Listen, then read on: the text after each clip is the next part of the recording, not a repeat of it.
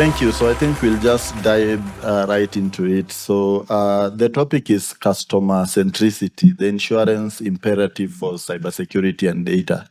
So first of all, in the context of insurance, what is customer centricity? How would you define it? I think I'll start with you, Charles. Okay, thank you, Ian. And good afternoon, everyone. As you mentioned, my name is Charles Mutunga from Purchase Insurance. So when you mention customer centricity, what comes to mind is how businesses tend to set up a business strategy that is aligned to business customer needs. Customer needs, at the same time, making sure that you're also maintaining the customer trust. And one of the ways, in my opinion, how you maintain customer trust, especially in insurance, is, of course, making sure that you're paying your claims.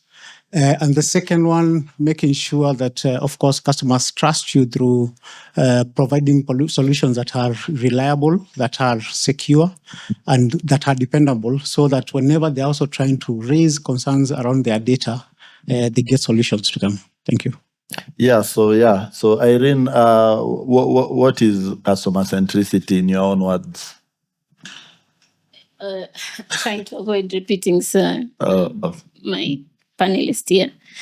What I understand by customer centricity is, of course, putting customer at the core of your product design or processes or business strategy. And there's been mention of insurance is sold and not bought. But with customer centricity means we need to make the customer buy. And the only way you make the customer buy is by them knowing what they're buying.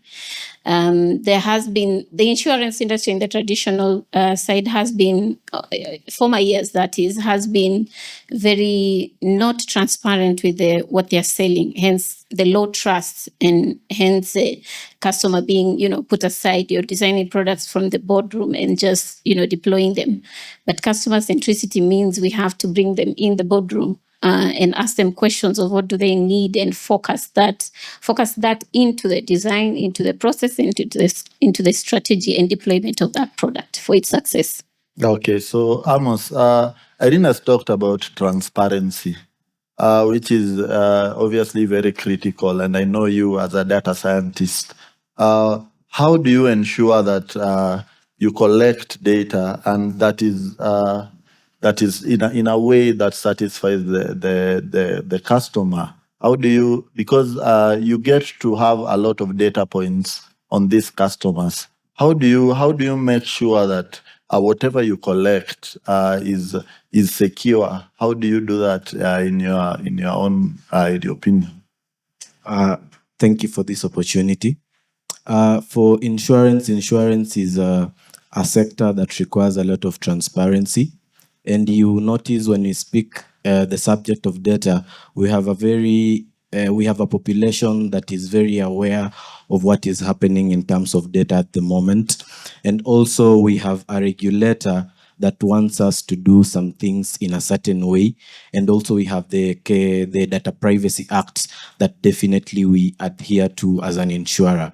So for us, one thing is the way we customize our customer journeys is in a way that when we are looking from an internal perspective, we are taking what is essential.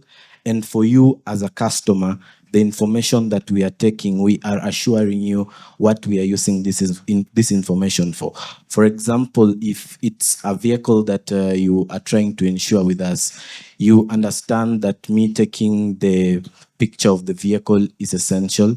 You understand that me taking the color of the vehicle is essential for me, because maybe you get a scratch and I want to pay your paint. So how will I do it?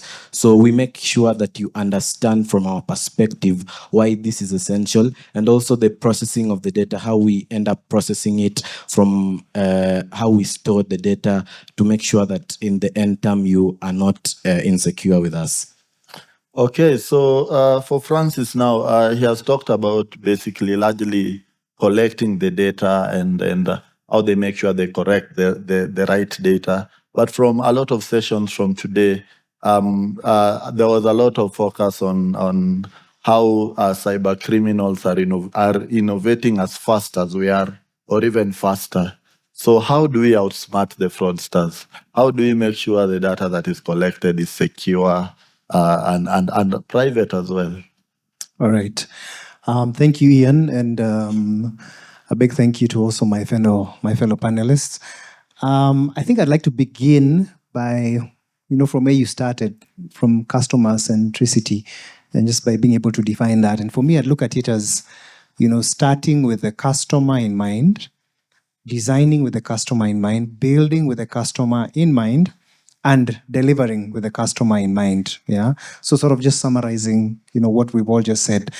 But when it comes to security, I think a lot has changed, and I always say when it comes to security, it's best to just keep it simple. Go back to the basics. We've come a long way, and I say this at a lot of forums. We've come a long way. 10 years ago, we didn't have the kind of technology that we do have in place today. 10 years ago, there was not a lot of discussion and buzz around cloud and around AI and ML and ChatGPT and all those kinds of things. But things have changed now, and specifically even during COVID times, there's a term that I like borrowing from Harry. COVID accelerated digital transformation. Where it's like we went a couple of years ahead, which was necessitated by the pandemic, yeah, and organizations that would have traditionally never found themselves working from home were now working from home, and now the model is that we are all hybrid, or most of us are hybrid, but that came with its own challenges, and what we call in security the threat landscape expanded, yeah. So we've got attackers now utilizing AI and ML tools to be able to launch their attacks, whatever it may be, even if it's a DDoS attack and that kind of thing. So how do we then outsmart these criminals and these people?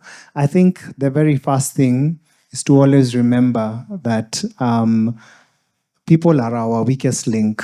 Yeah. I think we've had this so many times over and over again that the people are our weakest link. So how is security being treated within the organization? Yeah. Is it being taken from a top-down approach? Yeah. Does the executive understand, that security culture needs to be built within the organization, and it needs to trickle down to every facet of the organization and at every level, yeah, from the janitor all the way to the CEO. Yeah. The next thing that we need to recognize is, and I know we're going to be talking about it, is the aspect of an incident response plan. How solid is your incident response plan? Do you have a plan to be able to mitigate an incident when it happens? What's your communication strategy? Do people within the organization understand what their role is? Who's responsible for what? Yeah. Do you have a strategy for business continuity? Do you have a strategy for backup? And all those kinds of things. So is your strategy watertight so that you can be able to ensure that even if you went down, you can be back up in the fastest time possible? Yeah, the MTTR, mean time to respond and mean time to recover metrics, are they in place? And then again, what are your most critical assets? And what measures have you been able to put in place to protect your most critical digital assets? Yeah, because for every organization, from one organization to the other, the critical assets are different. So, of course, customer data and customer information is key in insurance industry, and it would be something to consider in terms of an asset that needs to be protected. So what are some of the controls that you have in place for that? And we all know them. We sing about them all the time. Your access control measures, secure by design policy, principle of least privilege, and all of those things. But there's so much more that we could look at. I mean, with technology now, there's even Copilot for security that we could leverage on, just to be able to look at how well is our environment monitored, where our information and our data is sitting. Is that environment being monitored properly to ensure that we remain proactive instead of reactive? Okay, so thank you very much. Charles, back to you. Francis has spoken about the role of, he was talking about communication, and the role of transparent communication, especially when there's a data breach. And here, we are dealing with a very different, especially the generation that is coming now, yeah? So communication is very important. You might miss something and utasalimiwa online, and tutaki watu wasalimiwe. So what is the role of transparent communication, especially in terms of trying to maintain customer trust during breaches? Okay, thank you. Now that you mentioned kusalimiwa, I think, first of all, one of the most critical things as a business you need to ensure you have is the proper policies. And I like that my panelist, Francis, also mentioned the incident management plan or incident response plan, which is extremely critical in this part of the question that you've asked. So as pertains communication, what the incident response plan in this case guides you is to be able to know what to do before an incident, during an incident, and also after an incident, which also allows you to identify who is specifically responsible for at any specific point. So you're aware to know who to pull within this incident response plan, and they are fully also well informed, and they are part of the team. So in the event there is an incident, everybody just picks up more or less quite similar to a disaster recovery, whereby we all pick up very fast and know how to respond to the customer. I think also it also allows you also to know how frequently also you communicate to your customers, which is also very critical.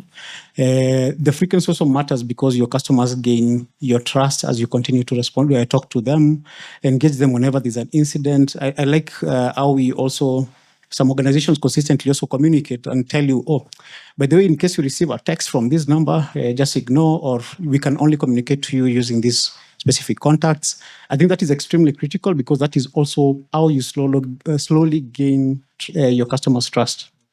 Okay, so thank you. So he's talked about the incident response plan as one of the main sources how you can be able to get transparent communication. So I just wanted to know your thoughts when you're communicating to your customers, especially when there's breaches. What is it? Do you think it's better to be proactive, especially when there's a breach, there's a breach, or reactive when after a breach is when you think, okay, we can talk to these guys? I think it is really important to still bring the customer, to be proactive, that is, bring the customer at the earliest time you can. It's a daunting situation. I mean, between letting the customer know and giving them the power to go into litigation, depending on the type of customer you're dealing with, you don't know. But I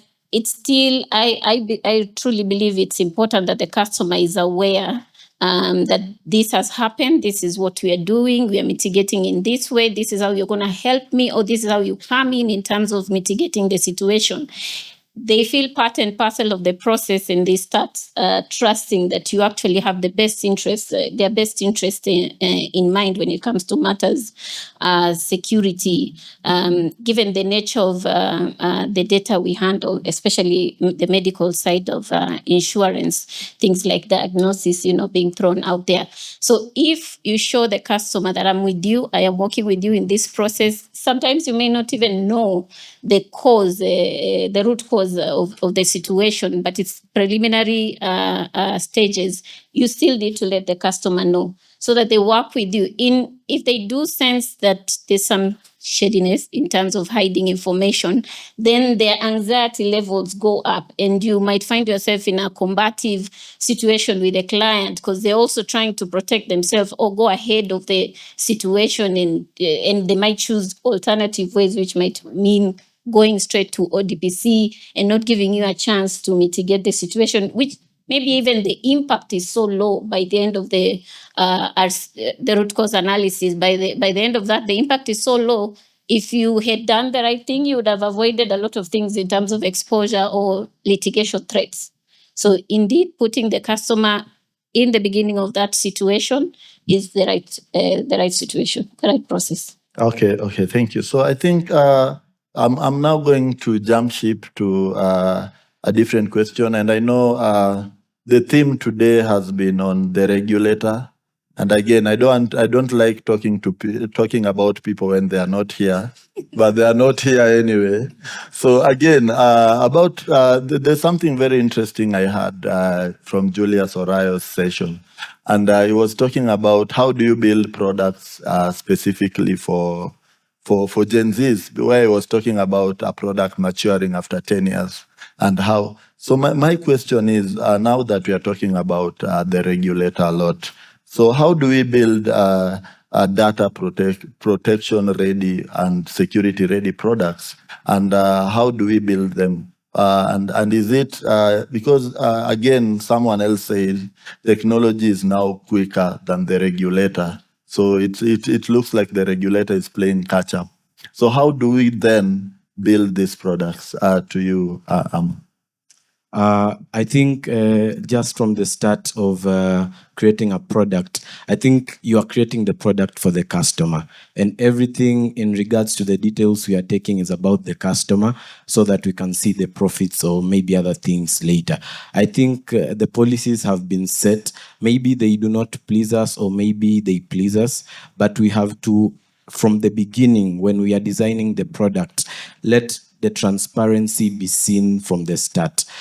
How are we collecting this data? How are we using it? When the customer, like I know if you're on board, like to my Britam app, you'll see you being asked to accept, to consent as using your data to maybe for marketing, and also using your data just for internal processes in the company. We ask you and we make you aware of that. So from the word go, the customer is aware that Britam will personalize products for me because I have agreed to this. The customer is aware from the beginning that this data will maybe be used for analysis, or in the case for maybe embedded products that we have, like microinsurance products where we partner with other companies. We also make sure that the way this product is being designed is in such a way that this third-party company or a partner that we are having, and together with ourselves, have merged in such a way that we will not have any conflicts resulting in the future that the customer is saying that maybe my data was used for the wrong purposes. And one thing that I have learned is the whole thing about data and security and also developing products, it's also a shared responsibility. I think for insurance companies also, we should also continue making our customers aware that some of the data that we also are asking from them when we are creating these products also helps us to profile their risk in some certain way, because it means maybe we can give you discounts because you are not claiming. It also means there are some things that we can do with you in a certain way. When we make the customer understand this from the word go, the customer becomes receptive to what we are doing. But when we don't make the customer understand this from the word go, even you find the product uptake itself will really struggle. Yeah, Thank you. And I think I'll again go to Francis because the talk around the DPO again. Do you think, in your experience, have you had? Do you think DPO has an effect on the bottom line of the company? Is it something that has hindered? Do you think it's something that has hindered innovation, or has it slowed it down in terms of just being a compliance? Is the compliance process too rigorous or too slow? What's your thoughts on that? Okay, thanks, Ian. I guess when it comes to compliance with the ODPC, the way if you sort of go through the journey of from when we got the act, I think it was in 2019, to when there was sensitization about data privacy and data compliance and all that, to the moment when now organizations began to now take themselves through that journey, you would find that there was a lot of confusion initially, because a lot of people didn't understand, where exactly are we starting from. A lot of people wanted to get, and even to date, you will still find that they want to get the compliance first, and then now we will do the other things later. We will do the data mapping and the data classification process later. But I think the more and more that the ODPC has, tried to make the process a bit more clearer, a lot of people have been able to understand. So in my view, it hasn't necessarily stifled innovation as such. I think it's just a matter of ensuring that, yes, we have systems that we are building, we have applications that we are putting out there, but are we adhering to the regulators' requirements? Are we adhering to the standards in place? So in as much as possible, it is important because you are dealing with private citizens' data, you are dealing with customers. So it is important that we do ensure that we are in line with that. And maybe just if you would allow me to just double back on, because Irene mentioned something important on disclosure, and transparency. But it's important to also understand that there's also a flip side of that, and what you should expect in terms of even the disclosure bit. Because let me ask the audience a question: what's the first thing that comes to your mind when you think about CrowdStrike? Yeah, you see? What's the first thing that comes to your mind when you think about Equifax and SolarWinds?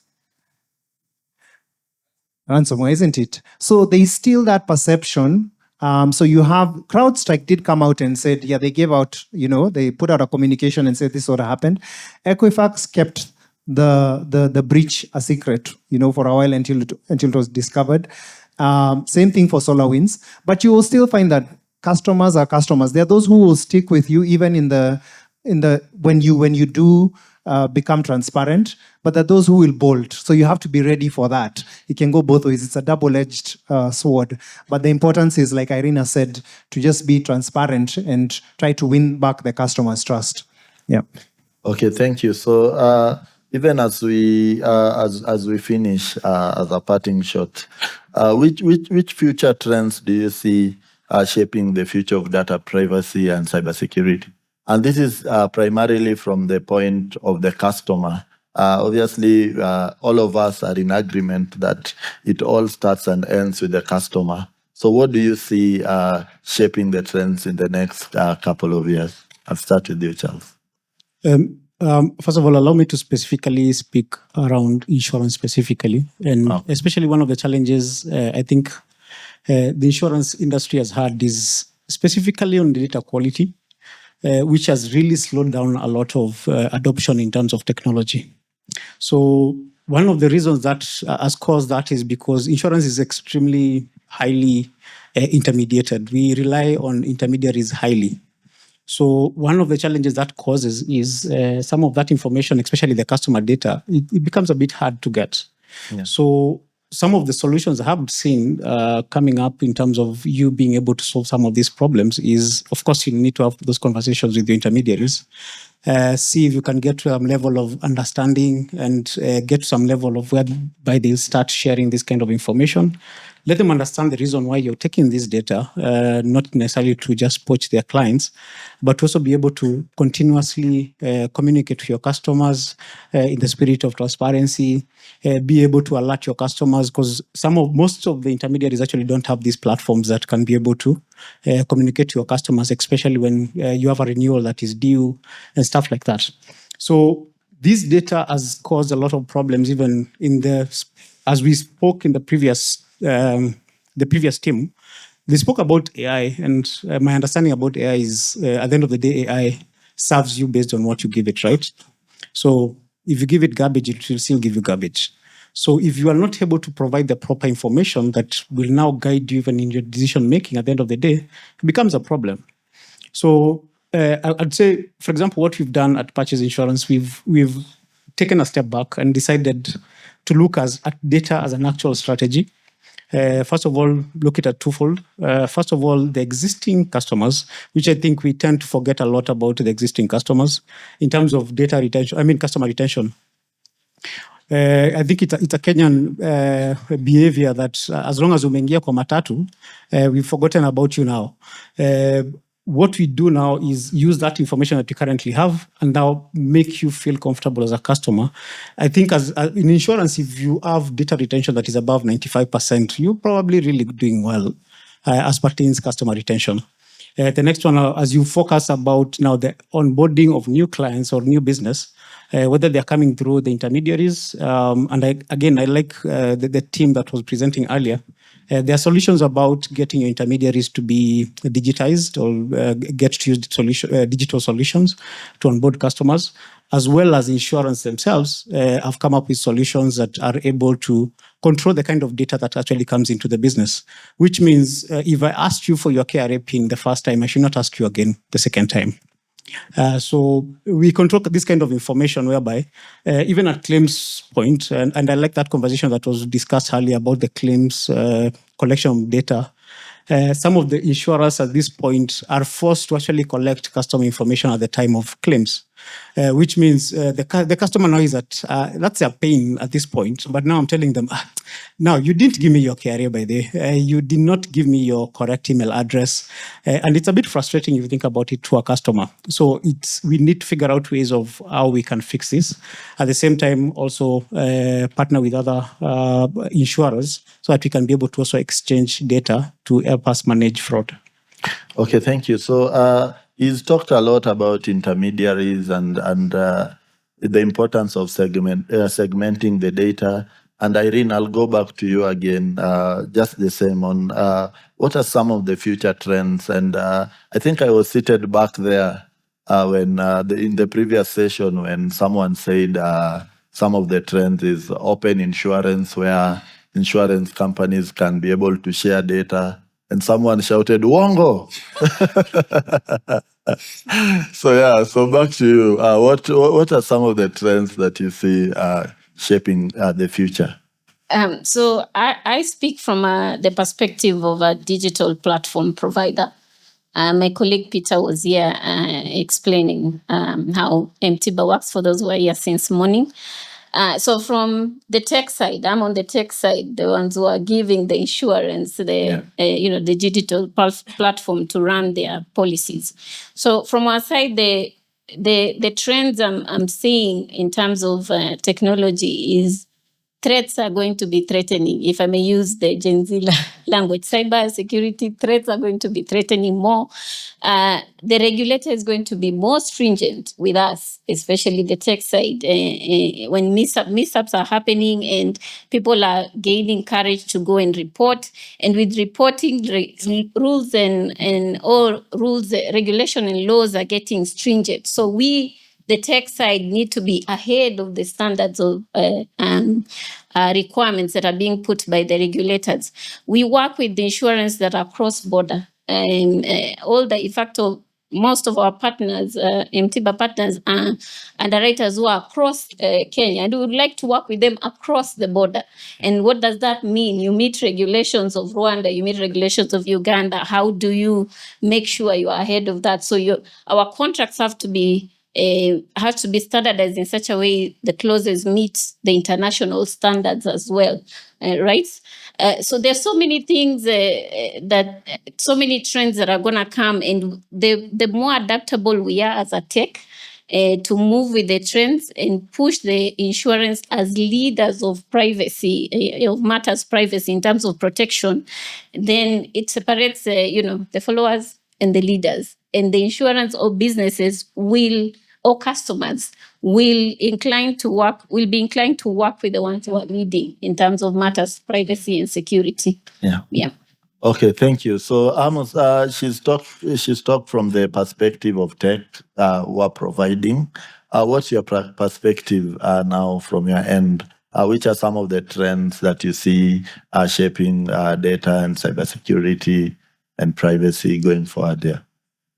I think from a data scientist's perspective, I think going forward in the future, we need really robust monitoring systems in terms of monitoring the attacks that are happening to the company, real-time attacks, and trying just to profile this risk and trying to see what can we do.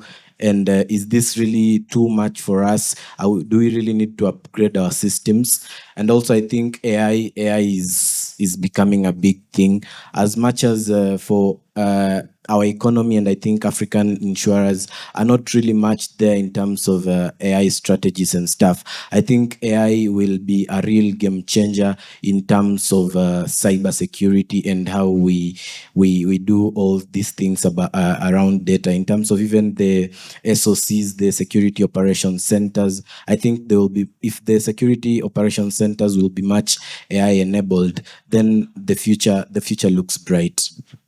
Okay, thank you very much. Now, Francis, just to close us off, your perspective is a bit different from all of them, being that they are heavily from insurance and you kind of come from a different kind of industry. What's your thoughts on the future trends that will shape, especially in terms of data and privacy, not necessarily in the same sector?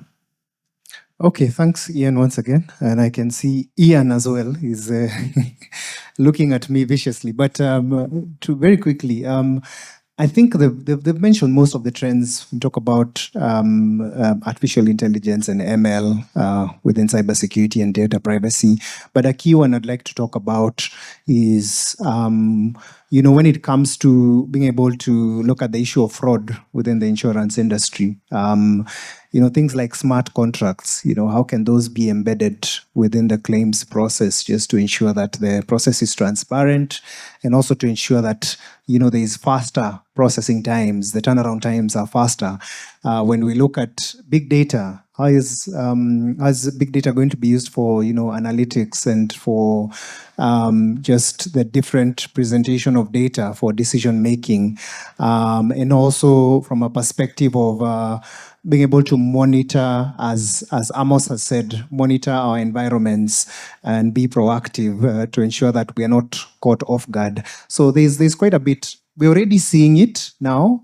We can't really talk about the future because the future is here. We'll just see it, more pronounced and more amplified as we go along. Thank you. Okay, thank you, guys.